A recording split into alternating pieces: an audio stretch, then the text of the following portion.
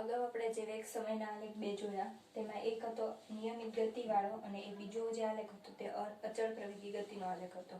વેગ સમય વિરુદ્ધનો જે આલેખ હતો ફર્સ્ટ આલેખ તે નિયમિત ગતિ અને અચળ પ્રવેગી ગતિ બંને આલેખ આપણે જોયા. હવે ત્રીજા જે બે આલેખ છે એ શેના જોવાના છે તો અનિયમિત પ્રવૃત્તિ ગતિ કરતા પદાર્થ માટેનો જોવાનો છે. તેમાં શું જોવાનું છે વેગ અને સમય વિરુદ્ધ જો આપણે આલેખ દોરીએ તો એમાં કોઈ કાર છે અથવા કોઈ એક પદાર્થ છે એનો વેગ શરૂઆતમાં શું હોય છે 20 મીટર પ્રતિ સેકન્ડ હોય છે અને જેમ જેમ સમય પસાર થાય છે તેમ તેનો વેગ શું થાય છે ઘટતો જાય છે એવો આલેખ દર્શાવે છે. ફરીવાર બોલું છું, વેગ અને સમયનો આલેખ દોરતા કોઈ એક કાર છે કોઈ પદાર્થ છે એનો શરૂઆતનો જે વેગ છે કેટલો છે 20 મીટર પ્રતિ સેકન્ડ છે અને જેમ જેમ આગળ સમય જતો જાય છે તેમ તેમ એનો વેગ શું થાય છે ઘટતો જાય છે.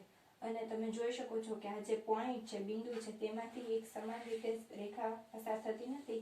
કોઈ બિંદુ ઉપર જાય છે કોઈ નીચે રહી જાય છે એવી રીતનો આપણને આલેખ મળે છે. એટલે આપણે આને કહી શકીએ કે આ જે આલેખ છે એ અનિયમિત પ્રવેગથી ગતિ કરતો હશે, એ પદાર્થ અનિયમિત પ્રવેગથી ગતિ કરતો હશે તેમ કહી શકાય.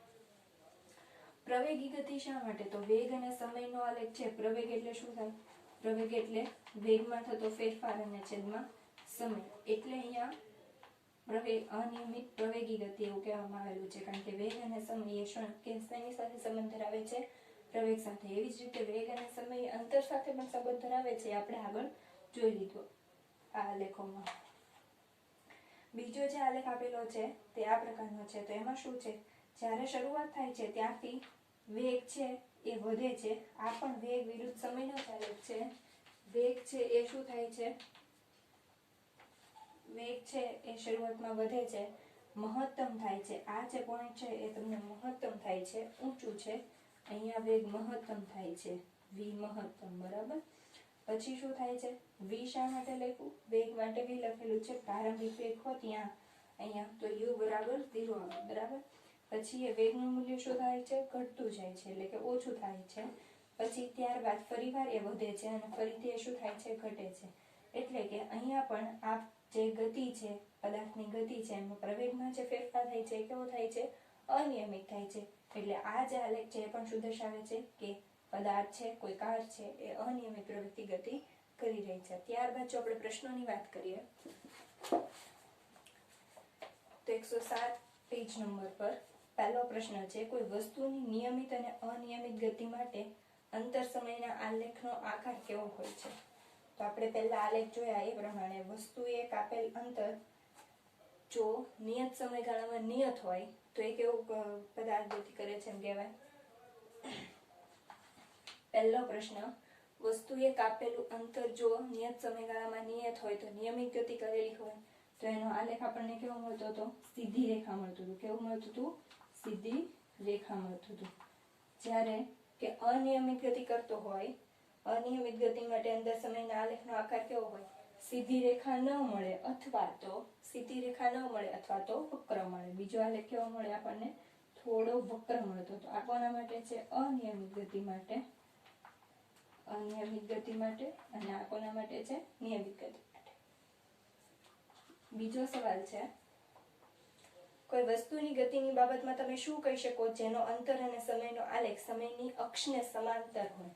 હવે જો આપણે આલેખ દોરી અને તે અહીંયા અંતર હોય અહીંયા સમય હોય તો સમયની અક્ષને સમાંતર હોય તો આપણે શું કહી શકીએ? પદાર્થ કેવી ગતિ કરે છે? નિયમિત ગતિ કરે છે. કેવી ગતિ કરે છે? નિયમિત ગતિ કરે છે એમ કહી શકાય. નિયમિત ગતિ કરે છે. ત્રીજો સવાલ છે કોઈ વસ્તુની ગતિની બાબતમાં તમે શું કહી શકો જેનો ઝડપ અને સમયનો આલેખ સમયની અક્ષને સમાંતર હોય? બીજા પ્રશ્ન જેવો જ છે પરંતુ અહીંયા અંતરની જગ્યાએ શું આપેલું છે? ઝડપ આપેલું છે. તો ઝડપ આપેલું હોય ત્યારે આપણે શું કહી શકીએ કે જે પદાર્થ છે એ કેવી ગતિ કરે છે? નિયમિત પ્રવેગથી ગતિ કરે છે. કેવી ગતિ કરે છે? નિયમિત પ્રવેગી ગતિ. નિયમિત પ્રવેગી ગતિ. અને ચોથો સવાલ છે વેગ સમયના આલેખની નીચે ઘેરાયેલ ક્ષેત્રફળનું માપ કઈ ભૌતિક રાશિ દર્શાવે છે? તો વેગ સમયનો આલેખ આપણે જોયેલો ત્યારે એમાં આપણે જોયેલું કે એના દ્વારા જે ક્ષેત્રફળ ઘેરાય છે નીચેનું, એના દ્વારા જે ક્ષેત્રફળ નીચેનું ઘેરાય છે એ શું દર્શાવે છે? એનું સ્થાનાંતર દર્શાવે છે. શું દર્શાવે છે? સ્થાનાંતર અથવા તો અંતર. તો ચોથામાં શું જવાબ આવશે? એનું સ્થાનાંતર અથવા તો અંતર. એકવાર લઈ લઈએ પ્રશ્નો. પહેલો પ્રશ્ન છે, કોઈ વસ્તુની નિયમિત અને અનિયમિત ગતિ માટે અંતર સમયના આલેખનો આકાર કેવો હોય છે? તો નિયમિત ગતિ માટે સીધી રેખા મળે છે. નિયમિત ગતિ માટે સીધી રેખા મળે છે. અનિયમિત ગતિ માટે થોડો વક્ર મળે છે. કેવો મળે છે? થોડો વક્ર મળે છે. બીજો સવાલ છે, કોઈ વસ્તુની ગતિની બાબતમાં તમે શું કહી શકો જેનો અંતર સમયનો આલેખ સમયની અક્ષને સમાંતર હોય? સમયની અક્ષને સમાંતર હોય તો આપણે એવું કહી શકીએ કે નિયમિત ગતિ કરે છે, અથવા તો નિયમિત વેગી ગતિ કરે છે, અથવા તો નિયમિત ગતિ કરે છે, તેમ કહી શકાય. ત્રીજો સવાલ છે, કોઈ વસ્તુની ગતિની બાબતમાં તમે શું કહી શકો જેનો ઝડપ અને સમયનો આલેખ પદાર્થની અક્ષને સમાન હોય? તો ઝડપ અને સમય એ કોની સાથે સંકળાયેલા છે? પ્રવેગ સાથે સંકળાયેલા છે. એટલે આપણે એવું કહી શકીએ કે તે નિયમિત પ્રવેગી ગતિ કરે છે. ત્યારબાદ ચોથો સવાલ છે, વેગ સમયના આલેખની નીચે ઘેરાયેલ ક્ષેત્રફળનું માપ કઈ ભૌતિક રાશિ દર્શાવે છે? તો શું દર્શાવે છે? સ્થાનાંતર અથવા તો અંતર. અથવા તો તમે એમ લખી શકો કે ઘેરાયેલું ક્ષેત્રફળ એ વસ્તુ દ્વારા કપાયેલું અંતર દર્શાવે છે. આલેખો દોરીને જવાબ લખવાના છે, અથવા તો એમ જ લખી દો તો સીધી લાઈનમાં એમ જ સીધી રેખા મળે છે, અનિયમિત ગતિ કરે છે, પરંતુ પૂરેપૂરા જવાબ લખવાના છે, ટૂંકાણમાં લખવાના નથી. હવે જો આપણે આગળ વાત કરીએ તો આપણે આગળ આલેખીય રીત વડે ગતિના સમીકરણો જોવાના છે. તો ગતિના સમીકરણો કયા કયા આપણે એના ઉપરથી તારવવાના છે? મેં આગળ ચર્ચા કરેલી કે ગતિના સમીકરણો તારવવાના આવશે આલેખની રીતની મદદથી. આગળ આપણે ઘણા બધા આલેખ જોયા. નિયમિત ગતિ કરતો, નિયમિત પ્રવેગી ગતિ કરતો, અચળ ગતિ કરતો, અચળ પ્રવેગી ગતિ કરતો, એનો આલેખ જોયો. અહીંયા પણ આપણને એક આલેખ આપેલો છે, એની વાત પછી કરીએ. પહેલા ગતિના સમીકરણો આપણે જે 3 તારવવાના છે તેની વાત કરીએ. તો એમાં પહેલું સમીકરણ છે v = u + at. v એ શું છે? અંતિમ વેગ છે, ખબર જ છે આપણને. u છે શું છે? પ્રારંભિક વેગ છે. a છે એ પ્રવેગ છે, અને t છે એ સમય છે. આ પહેલું સમીકરણ છે. બીજું સમીકરણ છે 2as = v² - u². અહીંયા જોઈએ તો અહીંયા સમય નથી, અહીંયા શું છે? ફક્ત ને ફક્ત s એટલે કે સ્થાનાંતર, a પ્રવેગ છે, અને વેગ છે, વેગનો તફાવત છે. અંતિમ વેગ માઇનસ પ્રારંભિક વેગ, બરાબર. અને ત્રીજું સમીકરણ છે s = ut + 1/2at². s એટલે કે સ્થાનાંતર, u એટલે કે પ્રારંભિક વેગ, t એટલે સમય + 1/2, a એટલે પ્રવેગ, અને t એટલે કે સમયનો વર્ગ. હવે એક મહત્વની બાબત એ છે કે જ્યારે તમને સ્થાનાંતર ન આપેલું હોય ત્યારે તમારે જ્યારે દાખલા ગણવાના આવે ત્યારે તમારે શું કરવાનું છે? આ પહેલા સમીકરણનો ઉપયોગ કરવાનો છે, કારણ કે એમાં કોઈ પણ જગ્યાએ સ્થાનાંતર નથી દેખાતું. જો સ્થાનાંતર શોધવાનું કીધું હોય તો પણ આ જ સમીકરણનો પહેલા ઉપયોગ કરવાનો છે, અને આમાંથી જે ખૂટતી વસ્તુ હોય તે શોધવાની છે, અને પછી સ્થાનાંતર શોધવાનું છે. ત્યારબાદ જો આપણે વાત કરીએ બીજા અને ત્રીજા સમીકરણની, તો આ બંને સમીકરણથી તમે આગળ જવાબ લાવી શકશો. જ્યારે દાખલા ગણીએ ત્યારે વધારે ખ્યાલ આવશે. બંને સમીકરણમાં સ્થાનાંતર આપેલા છે, પ્રવેગ આપેલો છે, અને વેગ પણ આપેલા છે, પરંતુ બીજું જે સમીકરણ છે એમાં t એટલે કે સમય આપેલો નથી. એટલે કે જો તમને સમય ના આપેલો હોય તો તમે બીજા સમીકરણનો ઉપયોગ કરી શકો છો, અને જો તમને સમય આપેલો હોય તો તમારે કયા સમીકરણનો ઉપયોગ કરવાનો છે? t. જો સમય આપેલો હોય તો ત્રીજા સમીકરણનો, અને સમય ન આપેલો હોય તો બીજા સમીકરણનો ઉપયોગ કરવાનો છે, બરાબર. હવે એના માટે આપણે જોઈએ વેગ સમય સંબંધ માટેનું સમીકરણ, બરાબર. પહેલું સમીકરણ આપણે જે તારવવાનું છે એ આ છે, v = u + at. વેગ સમય સંબંધ માટેનું સમીકરણ જેને કહેવામાં આવે છે. હવે જો આપણે આમ આલેખ દોરીએ, હવે આ આલેખ કેવો છે? તો કોઈ એક પદાર્થ છે એ શરૂઆતમાં સમય એનો પસાર થાય છે, પરંતુ એ કોઈ પણ જાતની ગતિ કરતો નથી. સમય પસાર થાય છે પરંતુ કોઈ પણ જાતની ગતિ કરતો નથી, એટલે કે એ સ્થિર અવસ્થામાં છે. સ્થિર અવસ્થામાં હોય એટલે એનું વેગનું મૂલ્ય બદલાતું નથી, એટલે કે o થી a સુધી લઈને એના વેગમાં કોઈ પણ જાતનો ફેરફાર થતો નથી, એમ કહી શકાય. O થી E સુધીના વેગમાં કોઈ પણ જાતનો ફેરફાર થતો નથી, એટલે કે પદાર્થ સ્થિર અવસ્થામાં હશે. હવે એ પદાર્થ ધીરે ધીરે ગતિની શરૂઆત કરે છે. ગતિની શરૂઆત કરે છે, સમય જેમ બદલાય છે તેમ તેના વેગમાં શું થાય છે, ફેરફાર થાય છે. અને એનો આલેખ છે એ કેવો મળે છે, સીધી સુરેખા રેખા મળે છે. આ શું દર્શાવે છે, એના વેગમાં A થી લઈને B સુધીના શું થાય છે, ફેરફાર થાય છે, એ દર્શાવે છે. હવે અહીંયા કઈ રીતે પહેલા તો આલેખ દોરવાનો છે એની વાત કરી લઈએ. તો અહીંયા પહેલા એ પદાર્થ કોઈ પણ જાતની ગતિ કરતો નથી, એટલે કે સ્થિર અવસ્થામાં છે. પછી થોડા પોઈન્ટ પછી થોડા બિંદુએ જઈને તે ગતિની શરૂઆત કરે છે, ત્યારે આપણને આલેખ કેવો મળે છે, સીધી રેખા મળે છે. ત્યાંથી આપણે y અક્ષ પર અને x અક્ષ પર શું દોરવાના છે, લંબ દોરવાના છે. શું દોરવાના છે, લંબ દોરી દેવાના છે. અને અહીંયાથી આ જે બિંદુ છે તેને સામેની બાજુ જોડી દેવાનું છે અને અહીંયા નામ આપી દેવાનું છે. અહીંયા ઉગમ બિંદુ છે એટલે આપણે O નામ આપશું. અહીંયા A, આ B, આ C અને આ D. અને આ સમયનો આ સમય દર્શાવે છે અને આ શું દર્શાવે છે, આપણને વેગ દર્શાવે છે. આ સમય દર્શાવે છે અને આ વેગ દર્શાવે છે. હવે આગળ આપણે જો વાત કરીએ તો અહીંયા મેં એવું કીધું કે પહેલા સ્થિર અવસ્થામાં છે અને પછી એના વેગમાં ફેરફાર થાય છે. વેગમાં ફેરફાર થતો હોય તો આપણને કઈ ભૌતિક રાશિ મળે છે? વેગમાં ફેરફાર થતો હોય તો કઈ ભૌતિક રાશિ મળે આપણને? પ્રવેગ મળે ને. તો અહીંયા શું આપણને મળશે? પ્રવેગ મળશે. પ્રવેગ એટલે શું થાય છે? વેગમાં ફેરફાર અને એના છેદમાં સમય. બરાબર. પ્રવેગને આપણે કઈ રીતે દર્શાવીએ છીએ? એ વડે. વેગમાં ફેરફાર એટલે અહીંયાથી આ લઈને તો વેગમાં ફેરફાર કયું થાય? BD.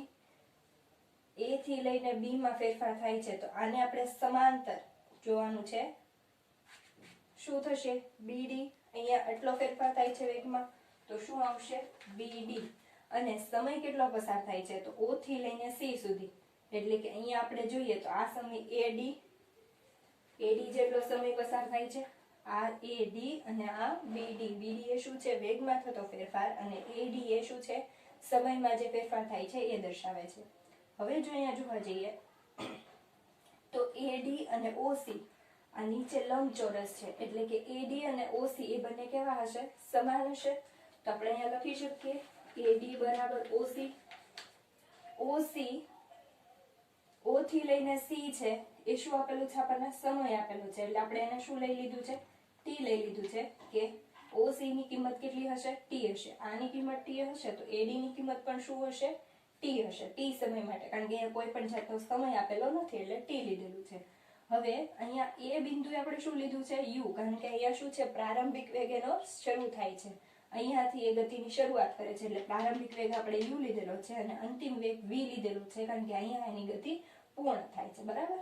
અંતિમ વેગ V લીધેલો છે અને પ્રારંભિક વેગ U લીધેલો છે. હવે જોઈએ આપણે શું શોધવાનું છે? આપણે BD શોધવાનું છે. તો A બરાબર BD અને AD શું આપેલું છે આપણને? T આપેલું છે. તો શું થઈ જશે? BD બરાબર AT. BD બરાબર શું થઈ જશે? AT. આ સમીકરણ યાદ રાખવાનું છે. આગળ આપણે બીજા સમીકરણ છે સૂત્ર તારવીશું, એમાં પણ આનો ઉપયોગ થશે. BD બરાબર AT. બરાબર. હવે A બરાબર BD ના છેદમાં T. BD માટે આપણે શું કહી શકીએ? BD માટે શું કહી શકીએ કે અંતિમ વેગમાંથી આપણે પ્રારંભિક વેગ બાદ કરીએ. આ પ્રારંભિક વેગ છે અને અંતિમ વેગ છે તો આપણને BD મળે. તો આપણે BD ની જગ્યાએ V - U લખી શકીએ. V - U, કારણ કે અહીંયાથી અંતિમ વેગ છે એમાંથી આપણે પ્રારંભિક વેગ બાદ કરીએ, V માંથી U બાદ કરીએ તો આપણને શું મળે? BD મળે છે. બરાબર. એટલે આપણે શું લખ્યું? V - U અને એના છેદમાં T. હવે T ને સામે લઈ જઈએ તો શું થઈ જશે? AT બરાબર V - U. તો V બરાબર શું થશે? માઇનસ છે U, સામે જશે પ્લસ થશે. V બરાબર U પ્લસ AT, જે આપણું શું છે? વેગ અને સમય સંબંધ માટેનું સમીકરણ છે. V બરાબર U પ્લસ AT એ વેગ સમય સંબંધ માટેનું સમીકરણ છે. એકવાર આકૃતિ દોરીને બધું લખવાનું છે અને સમજૂતી આપવાની છે.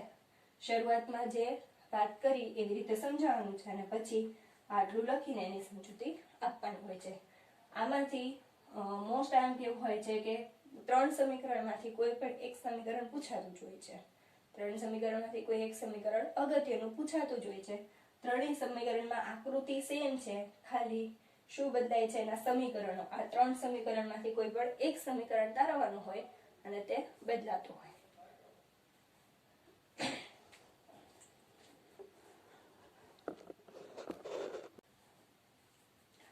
હવે જો આપણે બીજું સમીકરણ જોઈએ તો સ્થાન સમય સંબંધ માટેનું સમીકરણ છે. મેં પહેલા જ વાત કરી એ રીતે સ્થાન એટલે કે s અને સમય એટલે કે t.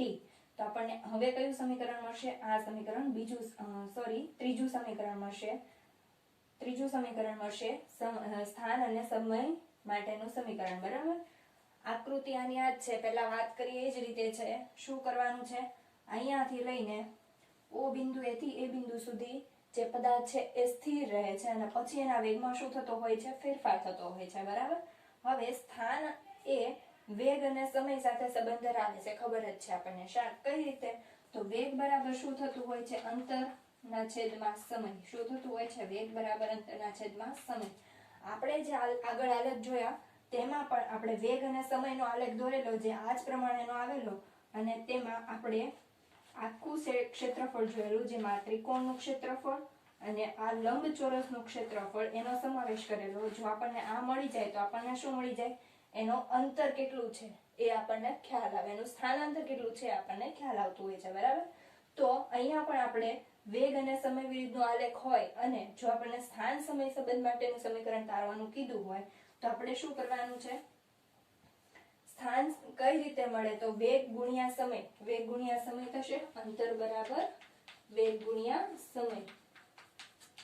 બરાબર, તો અહીંયા પણ આપણે AO CDB એનું ક્ષેત્રફળ લેવાનું છે. પૂરેપૂરા જે બંધ ઘેરાયેલું ક્ષેત્રફળ છે એ લેવાનું છે.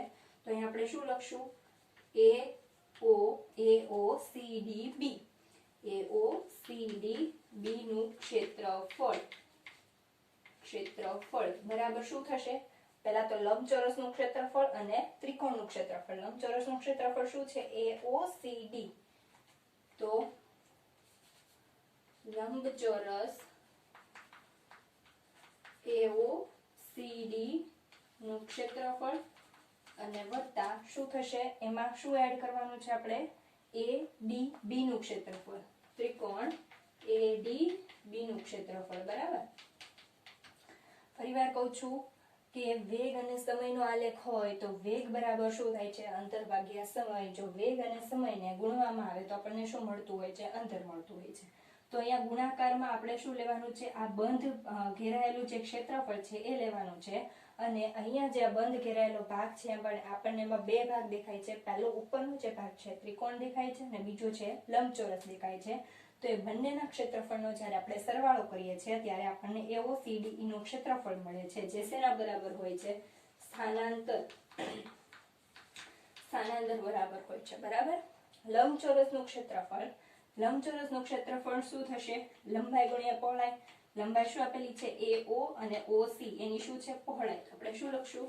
AO ગુણ્યા OC. AO ગુણ્યા OC.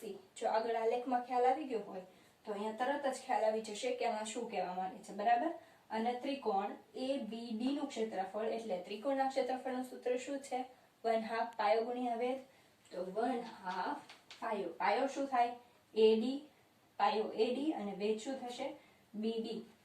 પાયો AD અને વેગ થશે BD. જોઈએ SAO. AO શું આપેલું છે? અહીંયા 0 હશે. 0 થી A એટલે શું થશે? U થશે. અહીંયા જો U લખેલું છે કારણ કે અહીંયાથી શું થાય છે? વેગની શરૂઆત, વેગ એનો વધવાનો શરૂ થાય છે એટલે AO શું થશે? U થશે. OC. OC શું થશે? સમય. T આપેલો છે આપણને તો T પ્લસ 1/2 AD. AD શું થશે?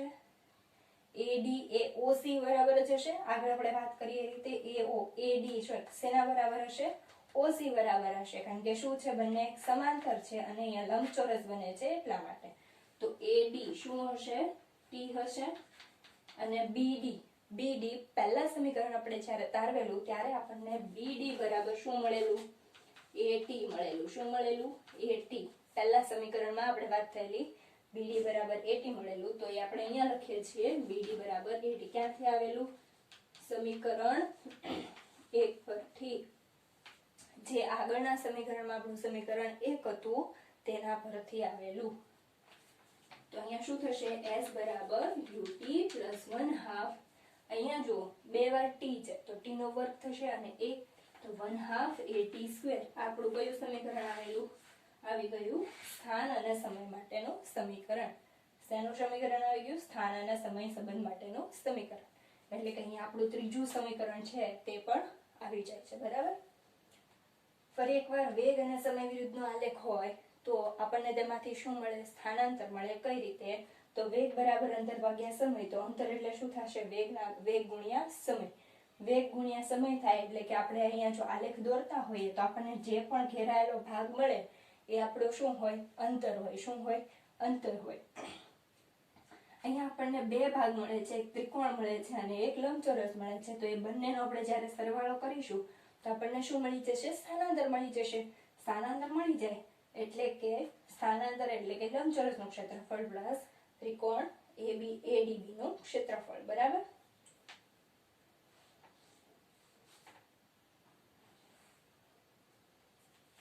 અહીંયાથી છે સાથે સાથે લખતા જવાનું, અથવા તો વિડીયો પોઝ કરીને તમે લખી શકો છો, અથવા તો ઝૂમિંગ કરીને પછી લખી લેજો. બરાબર. આમાં પણ તમારે આગળ થોડુંક દર્શાવવાનું છે. જે હું બોલું છું કે અહીંયાથી ગતિની શરૂઆત થાય છે અને અહીંયાથી બંધ ઘેરાયેલા ભાગનું ક્ષેત્રફળ હોય છે એ બધું લખીને ત્યારબાદ તમારે આની સમજૂતી આપી દેવાની છે અને આ ઇક્વેશનને તારવવાનું છે, આ સમીકરણને તારવવાનું છે. તો આ છે તમારું સ્થાન સમય સંબંધ માટેનું સમીકરણ. જે કયું સમીકરણ છે? બીજું સમીકરણ. સોરી, સ્થાન અને વેગ સંબંધ માટેનું સમીકરણ. અહીંયા સમય નહીં આવે, વેગ આવશે.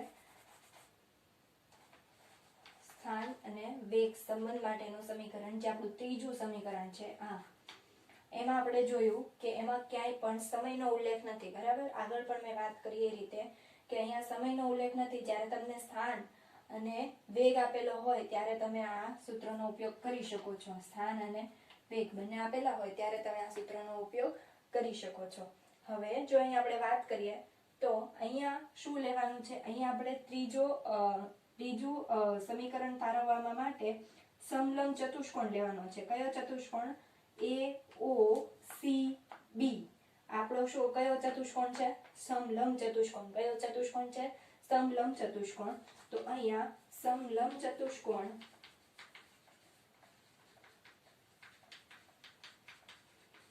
નું ક્ષેત્રફળ અથવા તો AOCB નું ક્ષેત્રફળ શું થશે? AOCB નું. આગળની જે સમજૂતી છે એ સેમ જ આવશે કે A બિંદુથી B બિંદુ સુધીમાં એનો ફેરફાર થાય છે અને ત્યાં O થી એ દરમિયાન તેનો જે વેગ છે શું રહે છે? 0 રહે છે, કારણ કે તેની કોઈ ગતિ થતી નથી, સ્થિર અવસ્થામાં રહે છે. બરાબર. તો એ બધું સરખું જ આવશે. ખાલી અહીંયા આપણે બંધ ઘેરાયેલા ભાગનું ક્ષેત્રફળ લેવાનું છે, પરંતુ અલગ અલગ નથી લેવાનું. આપણને સમલંબ ચતુષ્કોણ જે દેખાય છે એ લેવાનું છે. AOCB નું ક્ષેત્રફળ. સમલંબ ચતુષ્કોણ કયો છે? AOCB. બરાબર. તો એનું જે સૂત્ર છે એ શું છે? પહેલા તો સમલંબ ચતુષ્કોણનું જે સૂત્ર છે એ આપણને ખ્યાલ હોવી જોઈએ. તો જે સામેની જે બાજુઓ હોય તેનો સરવાળો કરવાનો હોય છે. સામેની જે બાજુઓ હોય તેનો સરવાળો હોય છે. એટલે કે AO અને BC સામેની સમાંતર બાજુ. આ બંને કેવી છે? સમાંતર. આવી રીતે જે બાજુઓ હોય તેને સમાંતર કહેવાય. અને જો આ રીતેની બાજુઓ હોય તો એને શું કહેવાય? લંબ કહેવાય. આ રીતે હોય તો સમાંતર કહેવાય અને આ રીતે હોય તો એને શું કહેવાય? લંબ કહેવાય. બરાબર. તો આ બંને સમાંતર બાજુનો સરવાળો કરવાનો છે. AO પ્લસ BC અને એના ગુણાકારમાં શું આવે છે? તેની ઊંચાઈ આવે છે. અહીંયા આપણે ઊંચાઈ કઈ લેવાની છે? OC લેવાની છે. કઈ લેવાની છે? OC લેવાની છે. AO BC OC. બરાબર. સામેની જે સમાંતર બાજુ છે તેનો સરવાળો ગુણ્યા ઊંચાઈ. ઊંચાઈ આપણે અહીંયા OC લેવાની છે. કઈ લેવાની છે? OC લેવાની છે. અને એના છેદમાં શું આવશે? 2 આવશે. શું આવશે? 2. આનું સૂત્ર છે. સમલંબ ચતુષ્કોણનું સૂત્ર જો પૂછે તો શું આવે? સામસામેની સમાંતર બાજુઓનો સરવાળો એના ગુણ્યા એની ઊંચાઈ જે હોય છે તે. જો તમે આ સમલંબ ચતુષ્કોણને આ રીતે જોશો તો તમને ખ્યાલ આવશે કે કઈ રીતે આવે. બરાબર, આ જે ચતુષ્કોણ છે તેને આમ ઊભો જોવાનો છે તો તમને ખ્યાલ આવશે કે આ શું બનશે, એની ઊંચાઈ બનશે, OC બનશે એની ઊંચાઈ, અને એના છેદમાં શું આવે છે 2. હવે આ આપણે પહેલા પણ જોયું એ પ્રમાણે આ શું છે, સ્થાનાંતર. ઘેરાયેલો ભાગ એ શું છે, એનું સ્થાનાંતર છે. શા માટે સ્થાનાંતર છે? કારણ કે વેગ અને સમય વિરુદ્ધનો આલેખ છે તો એમાં ઘેરાયેલો જે ભાગ જે આપણને મળે એનું શું થાય, સ્થાનાંતર થાય. એટલે આના બરાબર આપણે S લખી શકીએ. AO શું આપેલું છે, ત્યારે તેના વેગમાં ફેરફાર થતો નથી, એટલે કે 0 થી U સુધીનો સમય, 0 થી U એનો વેગ છે, એટલે AO બરાબર શું થશે, U થશે. પ્લસ BC શું થશે, BC એ અંતિમ વેગ થશે. કઈ રીતે અંતિમ વેગ થશે, તો અહીંયા જુઓ V, અહીંયાથી લઈને અહીંયા તેનો શું થાય છે, અહીંયા 0 થી લઈને U સુધી તેનો પ્રારંભિક વેગ હતો, પરંતુ 0 થી લઈને V સુધી એનો શું થશે, અંતિમ વેગ. કઈ રીતે અંતિમ વેગ, કારણ કે અહીંયાથી એનો શરૂઆત થાય છે અને અહીંયા એનો અંત થાય છે. એટલે જો OE એ V હોય તો BC એ તેની કઈ બાજુ છે, સમાંતર બાજુ છે, તો BC એ પણ શું થશે, V થશે. શું થશે, V થશે. એટલે કે U પ્લસ V ગુણ્યા OC એ શું થશે, સમય છે, એટલે કે T થશે. શું થશે, T થશે, અને એના છેદમાં 2. ફરી વાર કહું છું, AO અહીંયા શું થાય છે, 0 થી લઈને U એના વેગમાં એટલો ફેરફાર થાય છે. ફેરફાર થતો જ નથી, પરંતુ આપણે દર્શાવવો હોય તો 0 થી U, એટલે કે U - 0 તો U જ આવશે. બરાબર, અને U થી લઈને A થી લઈને B સુધીના વેગમાં જે ફેરફાર થાય છે એ અંતિમ ફેરફાર ક્યાં સુધી થાય છે, અહીંયા સુધી, B સુધી થાય છે. તો એનો અંતિમ વેગ BC છે. શું છે, BC, કારણ કે અહીંયા 0 થી શરૂઆત થાય છે અને અહીંયા અંત સુધી પહોંચે છે ત્યારે V છે. એટલે જ આપણે અહીંયા શું કરેલી છે, આ લંબ એને રેખા દોરેલી છે. બરાબર, તો જો OE નું મૂલ્ય V હોય તો BC નું મૂલ્ય કેટલું થશે, P થશે. તો અહીંયા BC નું મૂલ્ય કેટલું લેવાનું છે, આપણે V લેવાનું છે. અને OC તો આપણને આપેલું જ છે, સમય છે. હવે આપણે જ્યારે વેગ સમય સંબંધ માટેનું સમીકરણ તારવેલું ત્યારે એક સમીકરણ જોયેલું જેને આપણે 1 નંબર નામ આપેલું, BD બરાબર AT. તો BD માટે આપણે શું લીધેલું, V - U લીધેલું. યાદ હોય તો અંતિમ વેગમાંથી પ્રારંભિક વેગ શું કરેલો, બાદ કરેલો. જો ના યાદ હોય તો આગળ વિડીયો જોઈ શકો છો. શું હતું, V - U. તો અહીંયા શું થાય, V - U બરાબર AT. તો T બરાબર શું થશે, V - U અને એના છેદમાં A થશે. આવું V બરાબર આ ક્યાંથી આવેલું છે, વેગ સમય માટેનું જે સમીકરણ છે, સમીકરણમાં 1 નંબર જ્યાં આપેલું આપણે ત્યાંથી આવેલું છે. BD બરાબર AT, એમાં BD એટલે શું થશે, V - U થશે બરાબર AT. તો T બરાબર V - U upon A. બરાબર, તો અહીંયા T ની જગ્યાએ આપણે લખીએ તો S U plus V ગુણ્યા V - U એના છેદમાં 2, અને આ T માટે A પણ છે તો આના છેદમાં A આની સાથે ગુણાઈ જશે, 2A થઈ જશે. તો અહીંયા આ જે બને છે એ ક્યાં જતું રહેશે, સામે જતું રહેશે. તો 2AS બરાબર. હવે સમીકરણ છે, સૂત્ર છે એક ગણિતમાં કે A plus B અને A - B એટલે શું થશે, A² - B². તો અહીંયા સેમ એવું જ છે, U plus V અને V - U એટલે શું થશે, V² - U² થશે. શું કહું છું હું, A plus B અને A - B એ કોનું સૂત્ર છે, A² - B² નું. કોનું સૂત્ર છે, A² - B² બરાબર A plus B અને A - B. અહીંયા શું છે, V - U. હવે આપણે એ યાદ રાખવાનું છે કે અહીંયા માઇનસ ની આગળ જે હોય ને એ જ માઇનસમાં આવે. તો અહીંયા V² પહેલા છે. જો સરવાળામાં કોઈ ફેરફાર થતો નથી, પરંતુ બાદબાકી હોય તેમાં ફેરફાર થાય. તો અહીંયા આપણે શું લખવાનું છે, V² - U². શું લખવાનું છે, V² - U². બરાબર, તો આ શું થઈ જશે, 2AS બરાબર V² - U². એ આપણું સમીકરણ છે. કયું સમીકરણ છે, સ્થાન અને વેગ સંબંધ માટેનું સમીકરણ. સ્થાન અને વેગ એ બંને વચ્ચેનો જે સંબંધ છે એના માટેનું સમીકરણ 2as બરાબર v² - u². એકવાર લખીને આકૃતિ દોરીને લખવાનું છે. અને હા, 3 એ 3 આલેખમાં આકૃતિ ફરજિયાત દોરવાની છે, કારણ કે 3 હવે જો આપણે આગળ વાત કરીએ તો નિયમિત વર્તુળમય ગતિની વાત કરવાની છે. આ ચેપ્ટરનો છેલ્લો ટોપિક છે નિયમિત વર્તુળ ગતિ. નિયમિત વર્તુળ ગતિ એટલે શું કહેવામાં આવે? અત્યાર સુધી આપણે જે વાત કરીએ નિયમિત ગતિ હતી, પરંતુ કેવા પથ પરની ગતિ હતી? સુરેખ પથ પરની ગતિ હતી. કેવી ગતિ હતી? સુરેખ પથ પરની ગતિ. હવે આપણે વર્તુળમય ગતિ નિયમિત હોય છે તો એ કેવા પ્રકારની હોય છે તેની વાત કરવાની છે. એ પહેલા તમને અહીંયા જુદા જુદા પરિપથ આપેલા છે. તો લંબચોરસ પરિપથ છે, તો A B C D. તો અહીંયાથી જો ગતિની શરૂઆત થતી હોય કોઈ પણ પદાર્થની, તો આ પણ શું થશે? અહીંયાથી શરૂઆત થશે અને B સુધી પહોંચશે, B થી C, C થી D, D થી A. તો આ જે પરિપથ છે એ પણ શું થશે? વર્તુળાકાર અને બંધ થશે. તો આને પણ તમે એમ કહી શકો કે આ પરિપથ છે એ કેવો છે? પૂર્ણ પરિપથ છે. તેવી જ રીતે ષટકોણ પરિપથ જો આપણે લઈએ તો ષટકોણ પરિપથમાં પણ જો A થી શરૂઆત થાય છે, B થી થાય છે, C થી થાય છે, તો એક ક્યાં સુધી આવે છે? F સુધી આવે છે, ફરીવાર A સુધી આવે છે. આ પણ શું થાય છે? વર્તુળાકાર ગતિ થાય છે. પરિપથ ભલે ષટકોણ હોય, પરંતુ ગતિ કેવી થાય છે? વર્તુળમય થાય છે, ગોળાકાર, ગોળમાં થાય છે. એટલા માટે શું કહી શકાય કે આની ગતિ પણ કેવી થતી હશે? વર્તુળાકાર થતી હશે. તેવી જ રીતે અષ્ટકોણ પરિપથ આપેલો છે, A B C D E F G H. અષ્ટકોણ એટલે કે 8 એની ભુજાઓ હોય તેને અષ્ટકોણ કહેવામાં આવે છે. ષટકોણ એટલે કે 6 ભુજાઓ હોય. બરાબર? અહીંયા પણ એની ગતિ, અહીંયા જો આ તીર છે એ બધામાં દર્શાવેલા છે. તીર એ શું દર્શાવે છે કે અહીંયાથી કઈ બાજુ ગતિ થાય છે? આ બાજુ થાય છે. આ જે આવો તીર હોય તે શું દર્શાવે છે? આ બાજુની ગતિ થાય છે એમ દર્શાવે છે. અહીંયા B થી C તરફની ગતિ થાય છે એટલે આ રીતે દર્શાવેલું છે. બધામાં એવી જ રીતે દર્શાવેલું છે. એટલે કે જો આવા પણ પરિપથ આપેલા હોય અને જે બંધ ક્ષેત્રફળ રચાતું હોય અથવા તો બંધ પરિપથ રચાતો હોય, તો પણ એવું કહી શકાય કે એ કઈ ગતિ છે? નિયમિત ગતિ છે, એવું કહી શકાય. નિયમિત વર્તુળની ગતિ છે એમ કહી શકાય.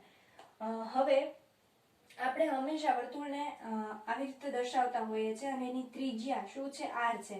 આ જે મેં નિશાની દર્શાવેલી છે એ એની ગતિ દર્શાવેલી છે કે અહીંયાથી એની શરૂઆત કદાચ થતી હોય તો અહીંયા જશે, ફરીવાર અહીંયા આવશે અને ફરીવાર એ બિંદુએ આવશે. એવી રીતે એનો પરિપથ શું થતો હોય છે? ચાલુ રહેતો હોય છે.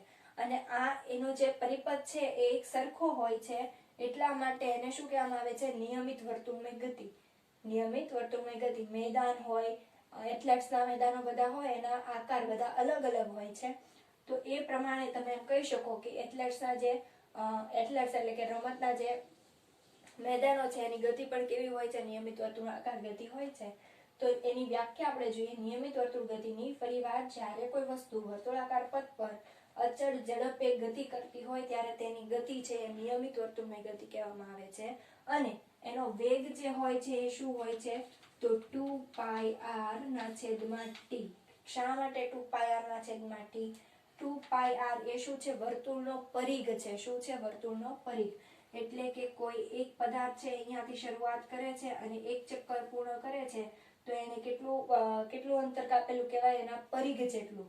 વેગનું સૂત્ર આવે અંતરના છેદમાં સમય.